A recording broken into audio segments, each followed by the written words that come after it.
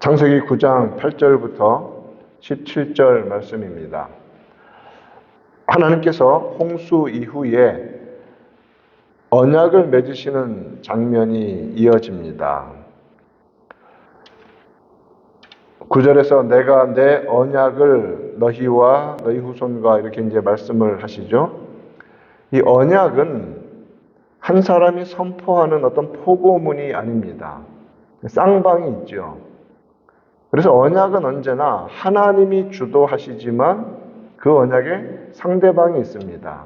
그것을 이렇게 표현해 보죠. 언약의 이 홍수 이후에 언약의 수신자는 누구인가?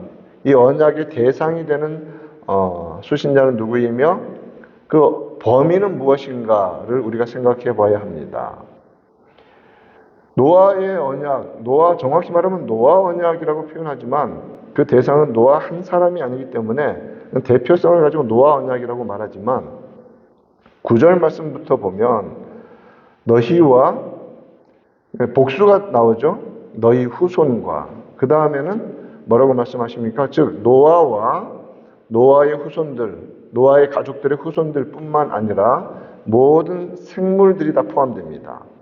방주에서 나온 그런 모든 생물들, 새, 가축, 땅의 모든 생물들과 함께 세우고 모든 것 곧 땅의 모든 짐승에게니라 라고 말합니다. 사람의 후손에게만 해당되는 것이겠습니까? 방주에서 나온 그 모든 짐승들의 그 뒤에 나오는 그런 이 땅에 있는 모든 생물들에게 주시는 언약이죠. 언약은 인간 중심이지만 이 특별히 홍수 이후의 이 언약은 동물들, 피조세계 전체에 대한 하나님의 약속이 담겨 있는 언약입니다. 정확히 말하면 이 땅을 더 이상 물로는 심판하지 않으시겠다는, 보존하시겠다는, 물로서의 심판이 없다는 그 내용입니다. 정확한 언약의 내용은 11절에 나오죠. 내가 너희와 언약을 세우리니 다시는 모든 생물을 홍수로 멸하지 아니할 것이라. 땅을 멸할 홍수가 다시 있지 아니하리라. 이 약속입니다.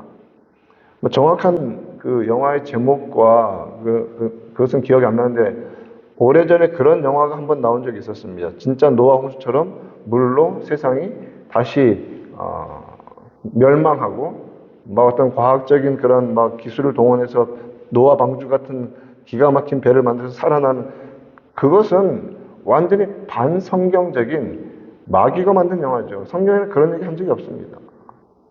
재미로 본 적은 있겠지만 알아야 합니다. 더 이상 홍수로 지구 전체가 멸망하지 않습니다. 왜요? 하나님이 약속하셨으니까. 국지적으로 지금도 세상의 멸망처럼 많은 홍수가 일어납니다. 그러나 지구 전체가 물론은 멸망하지 않습니다. 왜요? 하나님이 약속하셨으니까. 하나님이 언약을 맺으셨으니까. 그것이 홍수 이후의 언약의 내용입니다. 이것은 노아 가족이라는 한 가족에게만 국한된 사적인 약속이 아닙니다. 이것은 모든 세대에 미치는 전반적이고 보편적인 약속입니다. 그 범위도 사람이 아니라 이 땅에 생존하는 모든 것, 인간을 포함한 피조 세계에게 주시는 하나님의 약속이죠. 이제 우리가 시간이 좀 지나면 아브라함을 만날 것이고 그로부터 또 본격적으로 구원에 관한 하나님의 은혜의 언약들을 확인하게 될 터인데 이 노아 언약만큼은 이 보편적인 언약이라는 이 물리세계, 피조세계를 향한 것이라는 점에서 참 특별한 특징이 있습니다. 핵심적인 특징을 몇 가지 살펴볼 수 있습니다. 첫 번째는요, 이 노아 홍수 이후의 언약은 하나님이 시작하신, 하나님이 단독적으로 주도하시는 그러한 언약이라는 것입니다. 여러분, 여기에 언약의 상대가 되는 이 피조 세계에 어떠한 반응이 요구됩니까? 전혀 없죠. 하나님의 일방적인 약속입니다. 언약의 형태로 주시는 것입니다.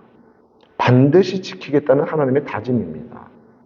그런데 하나님이 주도하시는 것입니다. 단독으로 주도하시는 것입니다. 여기에는 인간이 어떤 인간과의 제한된 어떤 협약, 쌍방간의 것이 아니라 하나님의 일방적인 선언인데 그것을 언약의 형태로 주시고 있다는 것이죠. 왜요? 상대방이 되는 이 피조 세계에 대해서 하나님께서 지금 말씀하시는 이 언약의 내용을 반드시 지키시겠다고 하시는 하나님의 다짐이기 때문에 그렇습니다. 하나님께서 주권적으로 세우신 약속입니다. 첫 번째가 하나님께서 단독적으로 주도하신 것이라는 특징이 있고 또 어떤 특징이냐면 보편적입니다. 보편성. 노아와 그의 아들들과 모든 육체, 생물 전체에 관한 약속입니다. 그렇기 때문에 인류 전체, 그리고 정확히 말하면 피조세계 전체에 적용되는, 그래서 이 universal이라는 표현이 적용되기에 딱 맞죠. 보편적인 언약이라는 것이죠. 믿는 사람이든 안 믿는 사람이든 사람이든 짐승이든 새든지 어떤 것이든지 이제는 더 이상 이 지구 전체가 물로 완전히 멸망해서 노아 홍수처럼 다 사라지는 그런 일은 없다는 것입니다. 또한 이 언약에서 특징적으로 볼 수 있는 것이 뭐냐면 조건이 없어요. 조건. unconditional. 노아 언약은 조건부 언약이 아닙니다. 인간이 아무리 죄를 지어도 하나님은 물로 세상을 더 이상 심판하지 않으십니다. 대신 뭐가 기다립니까? 불이 기다리고 있죠. 그런데 하나님은 무슨 약속을 하시냐면 물로는 절대 이 세상 전체를 더 이상은 심판하지 않겠다는 그 약속입니다. 무조건성.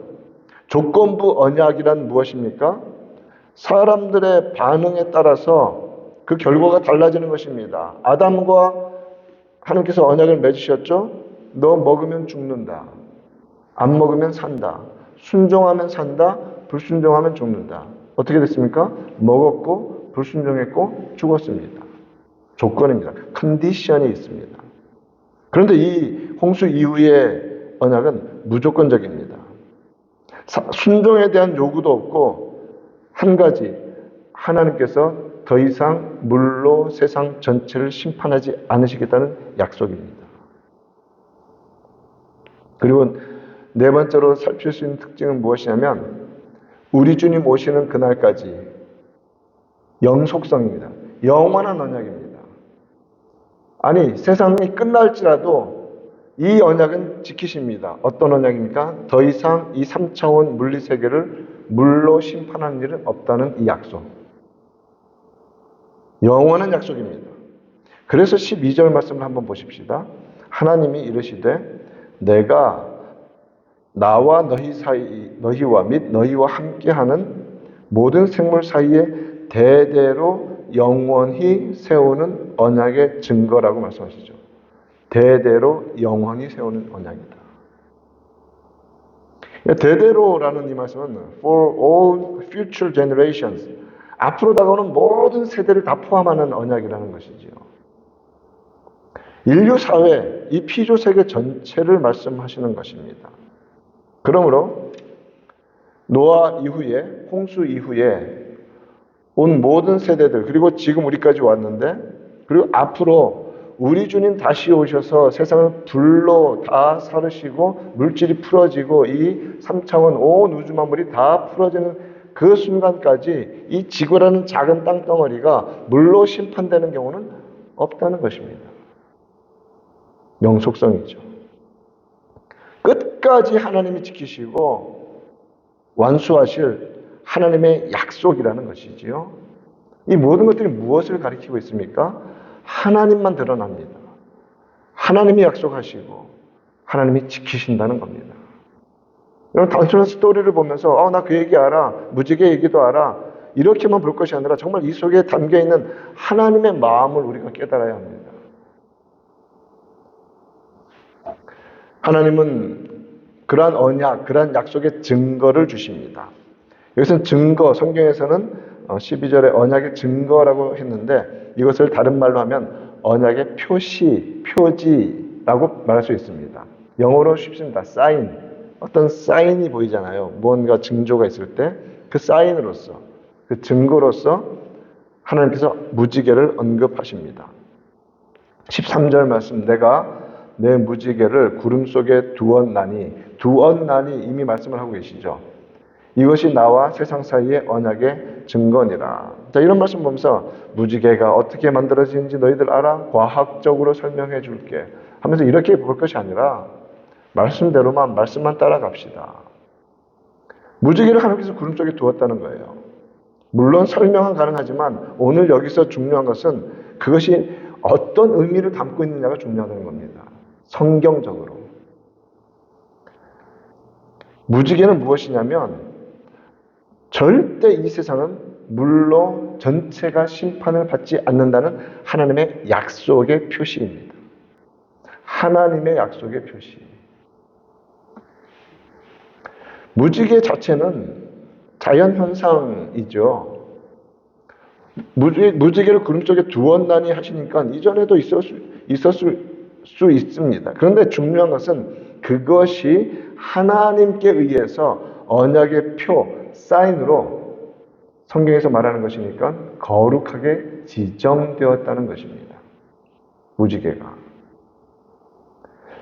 무지개가 처음 만들어진 때가 언제냐 이런 논란에 빠지지 말고 하나님이 그것을 무엇으로 사용하셨는가가 중요합니다.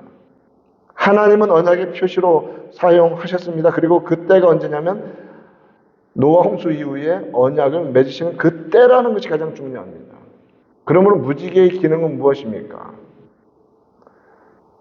사람들은 아마 홍수 이후에 이제 기후변화로 인해서 구름이 끼고 이런 새로운 세상에 살면서 폭풍우가 몰려올 때 구름이 낄 때마다 얼마나 불안했겠습니까? 또 물로 끝나는 거 아니에요? 얼마나 불안했으면 이제 물심판을 면하자 하고서 무엇을 세웠습니까? 바벨탑을 세우지 않습니까? 그런 불안한 마음이 가득합니다. 그런데 믿음으로 하나님을 따르는 사람들은 어떻게 합니까? 구름 속에서 무지개가 보일 때 누구를 기억합니까? 하나님을 기억하죠. 비는 올지언정 물로 세상 심판당하지 않는다. 그런 기능입니다. 고난이 막 다가올 때 하나님의 말씀을 붙잡는 성도는 그 빛을 보는 것입니다. 망하지 않는다. 하나님이 약속하셨다. 하나님이 약속하셨다. 그것의 표로서 무지개를 지정하셨던 것입니다. 그러나 지금 시대 온갖 이단들과 악한 것들이 하나님께서 주신 이 언약의 표시와 또 앞으로 나가올 모든 하나님의 좋은 것들을 얼마나 악용하고 그런 세상이 되어버렸습니까? 여러분 똑똑히 봐야 됩니다. 악한 사탄의 전략이 얼마나 집요하고 하나님의 이 언약의 표시까지도 그렇게 아주 사악한 동성애의 표시로 만들어버린 그것이 지금 악한 영들의 전략이라는 말입니다. 얼마나 집요합니까?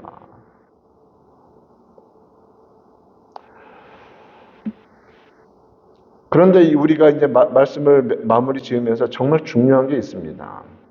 15절 말씀을 보면 먼저 14절부터 하나님께서 구름 속에 무지개를 두었습니다. 내가 구름으로 땅을 덮을 때에 무지개가 구름 속에 나타나면 이제 구름이 없을 때 비가 이게 흩날리지 않을 때는 무지개를 보는 적은 없지 않습니까? 그런데 어떤 비의 징조나 그런 것이 수분이 있을 때 무지개가 보인단 말이죠.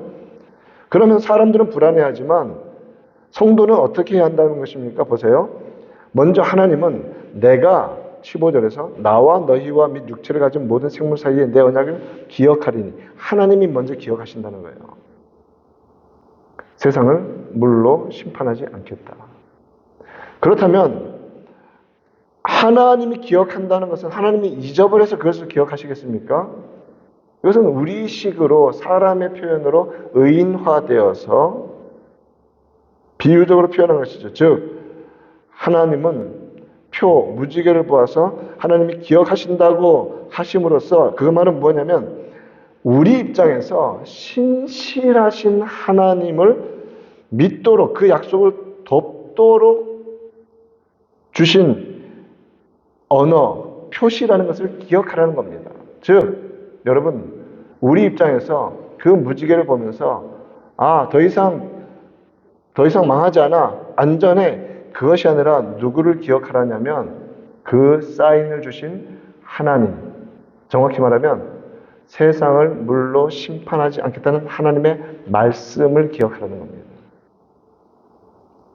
이것이 왜 중요하냐면 믿음을 가지고 살아가는 성도들이 아주 많은 경우에 믿음의 확신 혹은 하나님의 도우심을 확인하고 싶어서 사인을 요구할 때가 있습니다. 그리고 하나님은 주실 때도 많습니다. 그런데 중요한 것은 그 사인에 얽매여 살 때 참 위험하다는 겁니다. 성도는 무엇을 봐야 되냐면 사인을 주신 하나님과 그의 말씀으로 들어가야 됩니다. 말씀을 붙잡아야 합니다. 기드온에게도 솜털에만 이슬이 내리고 솜털에는 다른 데만 이슬이 내린 그 표징을 주셨습니다. 그럼 기도는 무엇을 기억합니까? 그 솜털만 기억하면서 싸우러 나가야 됩니까? 하나님을 기억하고 내가 너로 하여금 승리하게 하겠다라는 그 약속의 말씀을 기억해야 한다는 겁니다. 그게 중요한 겁니다. 우리는 너무 사인에만 얽매가는 그래서 이상하게 막 스쳐 지나가는 생각 하나 붙잡고 평생 살려고 하는데 절대 그렇게 살 수는 없습니다. 맨날 넘어질 수밖에 없습니다. 하나님 그때 말씀 살짝 희미하게 들려주셨는데 이건 뭐죠? 아니요. 그럴 것이 아니라 성경 말씀에서 명확하게 우리에게 약속하신 하나님의 말씀을 붙잡고 살아가야 합니다. 그것이 살 길입니다. 여러분, 표시에 얽매여 있지 말고 말씀으로 살아가는 우리가 되기를 간절히 축원합니다. 이러한 특별히 무지개라는 명확한 언약의 표시를 보면서 우리는 그것을 깨달아야 할 것입니다. 즉, 언약의 핵심은 무엇입니까? 말씀이고 약속입니다. 그리고 그 표는 말씀을 확증하는 도구일 뿐입니다. 도구. 언약의 표시, 언약의 증거는 믿음의 확신을 돕는 도구이며 그렇기 때문에 그 도구 자체에 머물거나 얽매이지 말아야 할 것입니다. 표시에 얽매이지 말고 말씀하신 하나님께 온전히 겸손히 엎드리며 주의 거룩하신 말씀 앞에 나아가는 믿음의 하루 되기를 우리 구주 예수님의 이름으로 축원드립니다.